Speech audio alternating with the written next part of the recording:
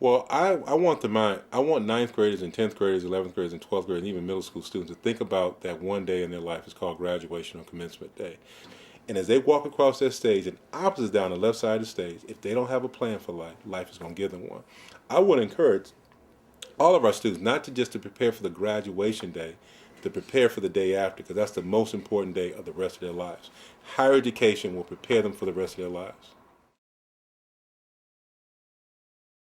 A lot of people that know I spent time in the Detroit public school system as well as the Bloomfield Hills public school system asked me what were some of the differences that I experienced between the two school districts. And I mean, there are a few differences that I can point out right off the bat. I actually have a funny story I always tell people, which is like when I was in the DPS schools, I used to always try and be the cool, tough kid, and truthfully, that's what you had to do. Like, I thought that by being cool and tough and fighting all the time and portraying that type of image, I would be cool, and truthfully, I was. And when I went to the suburban schools and tried to act the same way, all the kids were scared of me. So for the first month of school, no one really talked to me. And then I realized that if I wanted to have friends, I would have to straighten up and act like them and not fight people and not intimidate people. I would have to actually. It was cool to get good grades and be a good student. That's what the main difference is the atmosphere in the schools. I know kids who could have gone to AP classes and they didn't go just because they would have like given up cool points to be in the AP class because cool people aren't in like AP classes. Cool people post up outside the school or like skip school and smoke weed and stuff like that. And then people always say on the surface that that's not the way it is, but when you look at the people who are glorified, like most people can name 100 rappers, but then they probably couldn't name like one or two intellectuals. And Kanye even has a lyric in his song. He says, in one of his songs, where I'm from, the dope boys are the rock stars, and that's kind of true. And so people try and live up that sort of balling, hustling lifestyle, and then the people who go to school, they just aren't popular. See, we don't go to local schools like these kids. We use Keisha's uncle's address to go to school in the next county. I mean, people in the hood think it's copping out, but my father never wanted us to go to a local school that he went to. He didn't think it was fair. I just don't see why schools gotta be so different. In the D, you cross one street and it's a whole different world. I guess segregation only ended 50 years ago. It's obvious that the urban school districts need more funding because they don't have the things they have in the suburban school districts. They don't have the computers, they don't have the books, so that also leads to a feeling of apathy amongst the students, and they don't really care because they don't have the same things that the kids in the suburbs have. So they have to sit here in these broken down schools with broken down textbooks and broken down desks, and who wants to learn in that type of environment? And once again adds to the uncomfortable nature of the school. I think the main reason people choose to go to schools that are outside of their districts are because the school districts that they're in are failing the students. I mean, what parent is going to want to send them to a school where a majority of the kids don't graduate? So opting out to a better school district is going to give them a better education and allow them to be able to attend college in the future. A lot of people face the challenge of not knowing their options.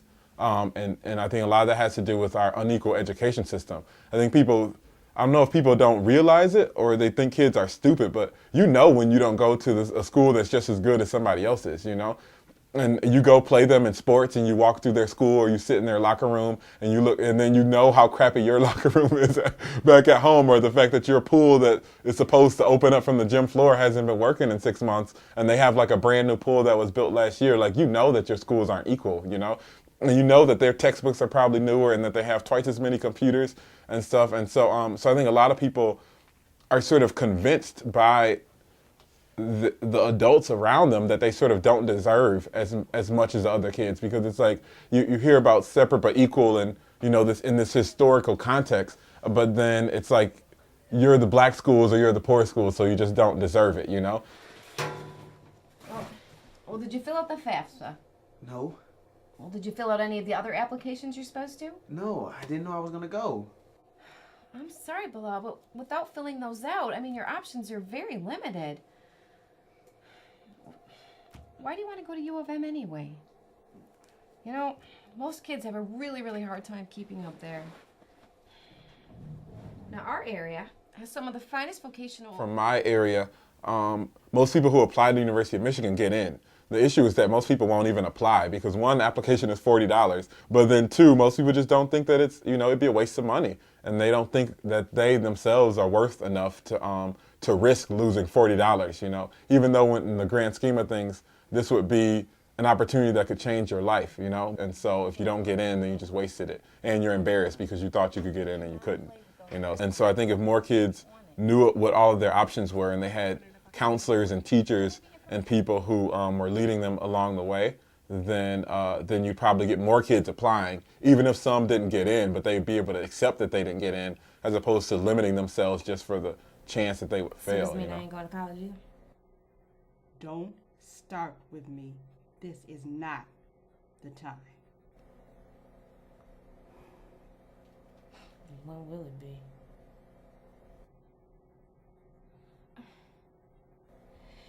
You tell him he can't go to college because it's going to be too hard. He said he's going anyway.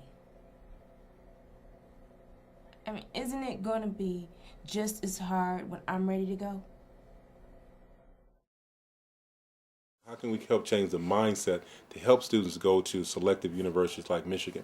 So I think we need to get involved at the grassroots level.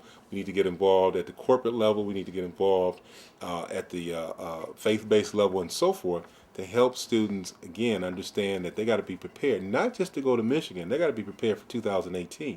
10 years from now, it's coming. We got to get them ready for the next level. And so 10 years ago, they were 7 or 8 years old, and now look at them. So we got to get involved at those different levels to help students understand, whether they go to Michigan or wherever they go for higher education, that education is the key. If you don't know how, here is how you can. Here is how you can. Here is how you can. If you don't know how, here is how you can. Here is how you can. Here is how you can. If you don't know how, here is how you can. Here is how you can. If you don't know how, here is how you can. Here is how you can. Here is how you can. If you don't know how, here is how you can. Here is how you can. Here is how you can. If you don't know how.